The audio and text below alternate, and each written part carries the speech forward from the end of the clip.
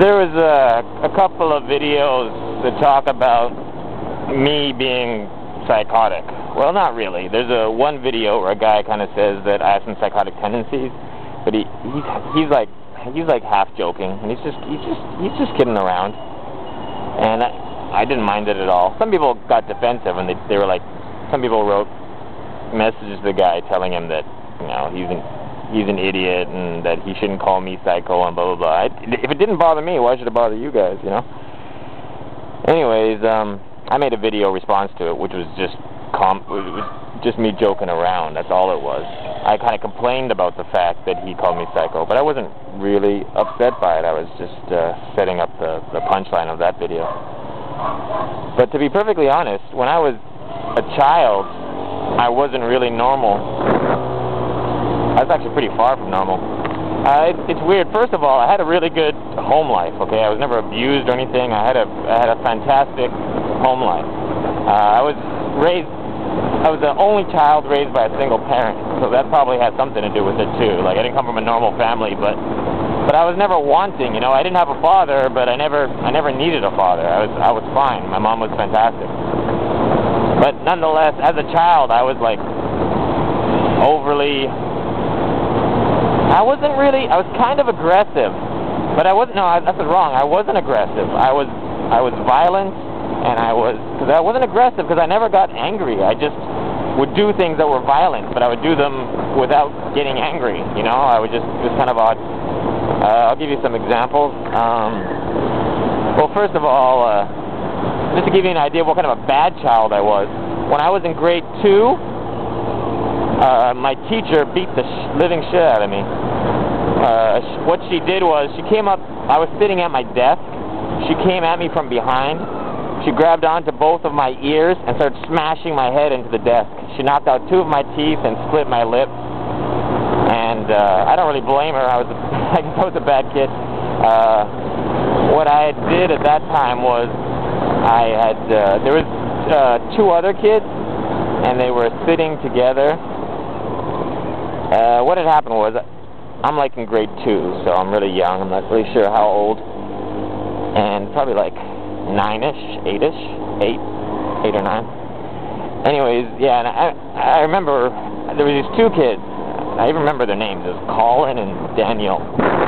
And they were sitting side by side on like a bench, and they had a book, like a children's reading book, between them. And they let out that scooter just comes flying out without even checking. It's a blind corner. Anyways, they had a book between their laps. Like, they had the book here, and then here, and then here's the other one kid's leg and another kid's leg, and the book's between the 2 of their legs. And both of their heads are kind of close together, reading from the same book. So I remember, even as a child, I looked at them. Okay, Babalgo? Even as a child, I looked at these 2 little kids reading from the same book, which they had positioned between their laps. And I thought to myself that it was cute.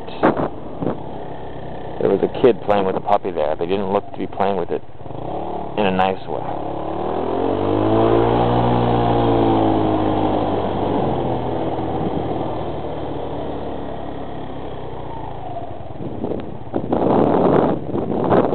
He's got like a wrench. Why has he got a wrench? 小狗狗，你做什么？你用它做什么？哦，调找 ，OK， 是好的，是好的。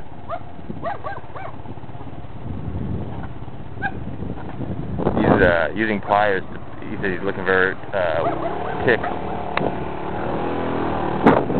That was his father beside him. So,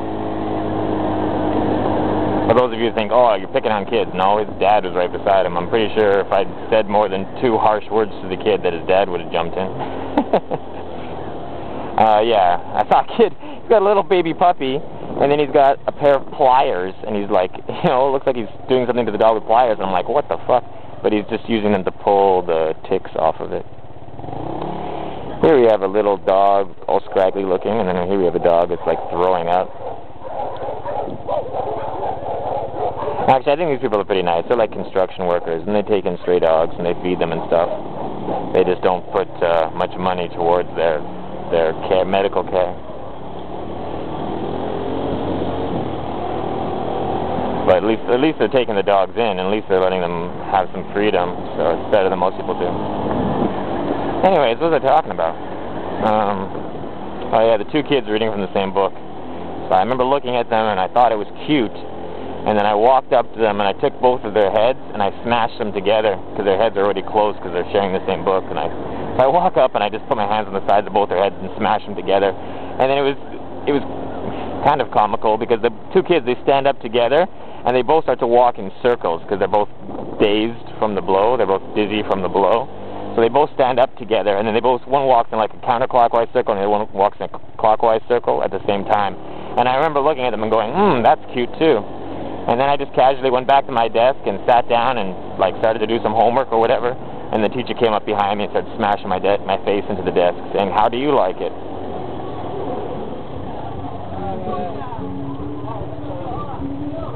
So, like I said, I probably deserved it. The teacher didn't even lose her job. She got transferred to a different school, but she was still teaching, last I knew. And then in grade 3, no teacher wanted to teach me. Well, what happened was, in grade 3, my first teacher, the first teacher that I had, after about a week, she went to the principal and she said, "I will not teach this child. He's unteachable. I'll quit whatever he has. I refuse to teach him." So they took me out and they put me in another class. And then about a week later, that teacher said the exact same thing. "I will not teach this child. I absolutely refuse." So there was only one other teacher left, and they put me in the third teacher's classroom. And the interesting thing is that the third teacher, I might have even skipped a grade. I'm not sure. Because I was always the youngest in the class. Maybe that's what happened. Anyways, the third classroom that they put me in, that teacher actually was able to control me well. Like, she had no problems with me. She just knew how to push my buttons, right? For one thing, she gave me a lot of respect, and she showed me affection, and she gave me added responsibilities. She made me like the teacher's assistant, and she made me in charge of like a whole shitload of stuff. So every day when I got to class, I would have all these different chores and stuff to take care of and to manage. And by giving me added responsibility, I stopped misbehaving, because I had things to do. Anyways, I'm almost home, so I'm going to let you go. And that's it for now.